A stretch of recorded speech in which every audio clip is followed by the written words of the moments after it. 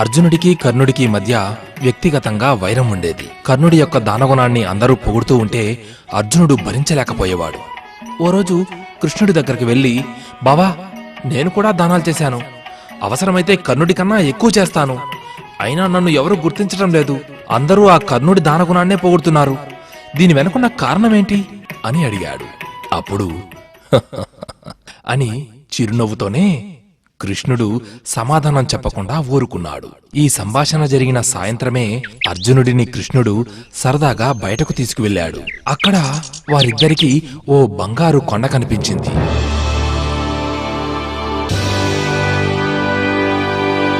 దాన్ని చూస్తూనే అర్జునుడు ఆశ్చర్యపోయాడు. అప్పుడు కృష్ణుడు అర్జునుడి వైపుకు చూసి, అర్జునా, ఈ బంగారు కొండను దానం చెయ్యి. అప్పుడైనా నీకు కర్ణుడి కన్నా మంచి పేరు వస్తుందేమో అన్నాడు. వెంటనే తన సేవకుల చేత చుట్టుపక్కల ఉన్న గ్రామాలందరికీ బంగారం దానంగా తీసుకోమని దండోరా వేయించాడు అర్జునుడు. ఇంకేముంది, ఆ వార్తను విన్న అన్ని గ్రామాల ప్రజలు రావటం మొదలుపెట్టారు. అర్జునుడు ఆ బంగారు కొండను తవ్వించి చిన్న చిన్న ముక్కలుగా చేసి దానం చేయటం మొదలుపెట్టాడు.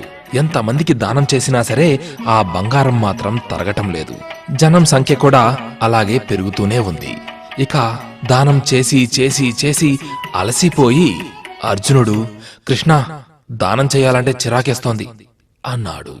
కృష్ణుడు, నీకు దానం ఎలా చేయాలో చెబుతా ఉండు అని కర్ణుడిని పిలిపించాడు. కర్ణ, ఈ బంగారు కొండలు నాకు అర్జునుడికి కనిపించాయి. వాటిని నువ్వు ఎవరికైనా దానం చేస్తే బావుంటుంది అన్నాడు. కృష్ణుని మాటలు వింటూనే కర్ణుడు ఏం చేశాడో తెలుసా? అక్కడున్న ప్రజలందరి వైపు తిరిగి, ఈ కొండలు మీవి, వీటిని తవ్వి తీసుకెళ్ళండి అన్నాడు. ఇంకేముంది, ప్రజలందరూ తమకు కావలసిన బంగారాన్ని తీసుకెళ్లిపోయారు. అప్పుడు అర్జునుడితో కృష్ణుడు, అర్జున, నీకు మనసులో బంగారంపై ఆశ ఉంది. అందుకే ఆ బంగారు కొండను చిన్న చిన్న మొక్కలు చేసి పంచిపెట్టావు.